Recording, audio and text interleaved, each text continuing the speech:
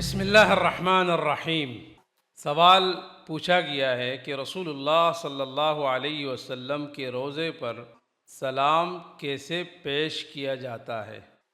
دیکھیے، اللہ کے حبیب صلی اللہ علیہ وسلم کے روضے پر جا کر کے اللہ کے حبیب صلی اللہ علیہ وسلم کو سلام پیش کرنے کے آداب ہیں۔ سب سے بنیادی چیز جو ہے، جیسے آپ مدینۃ المنورہ پہنچ جاتے ہیں تو آپ نے باوضو ہو کر کے نیت کرنی ہے، انتہائی ادب کے ساتھ، انتہائی خشوع و وضو کے ساتھ آپ نے باب السلام رسول اللہ صلی اللہ علیہ وسلم کے روضے تک جانا ہے باب السلام سے، اور آپ نے رسول اللہ صلی اللہ علیہ وسلم کے روضے کی طرف جھکنا بھی نہیں ہے، آپ نے جا کر کے سجدہ بھی نہیں کرنا ہے۔ میں ابھی الحمدللہ کئی اسفار ہوئے، لیکن ابھی چند دنوں پہلے میں عمرہ کے سفر سے واپس آ رہا ہوں۔ میں نے یہ دیکھا ہے کہ وہاں عموماً پاکستان کے، انڈیا، بنگلہ دیش، یہ جو ہمارے کچھ ممالک ہیں، ان کے لوگ وہاں جا کر کے سجدہ کرتے ہیں، یا وہاں رسول اللہ صلی اللہ علیہ وسلم کے روضے کے سامنے جھک جاتے ہیں۔ یہ منع ہے حدیث میں، یہ جائز نہیں ہے۔ تو آپ جیسے رسول اللہ صلی اللہ علیہ وسلم کے روضے پر پہنچتے ہیں تو آپ نے چہرہ جو ہے وہ اللہ کے حبیب صلی اللہ علیہ وسلم کے روضے کی طرف کرنا ہے، اور آپ نے اس طرح درود و سلام پیش کرنا ہے انتہائی عاجزی کے ساتھ۔ آپ کا سر بھلے جھکا ہوا ہو اور آپ کے ہاتھ بھلے باندھے ہوئے ہو ناف کے اوپر، آپ نے سینے کے اوپر بھی ہاتھ رکھ کے آپ کھڑے ہو سکتے ہیں، اور آپ نے اس طرح سلام پیش کرنا ہے: الصلاۃ والسلام علیک یا رسول اللہ،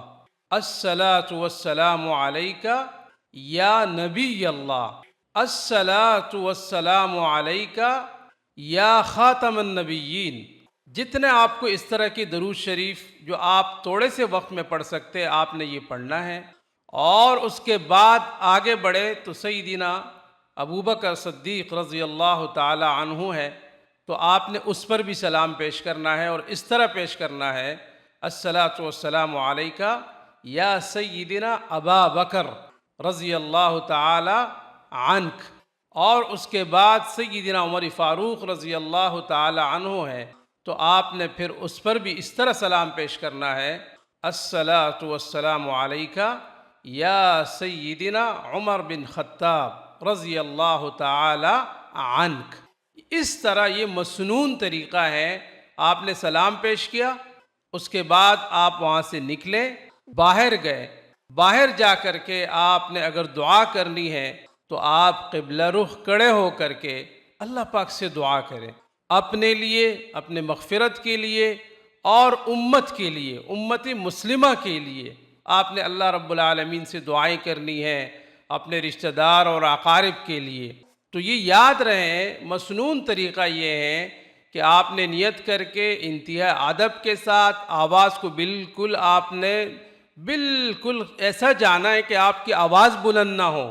قرآن کریم میں بھی منع آیا ہے، باقاعدہ اس کے اوپر آیت ہے، اور احادیث میں بھی منع ہے کہ آپ نے وہاں چیخنا، چلانا یا رونا دھونا بآواز بلند، یہ بالکل منع ہے۔ باقی آپ اسی طرح جا کے سلام پیش کریں، اور یہ مسنون طریقہ ہے۔ اللہ رب العالمین مجھے اور آپ کو اور ہم سب کو بار بار رسول اللہ صلی اللہ علیہ وسلم کے روضے پر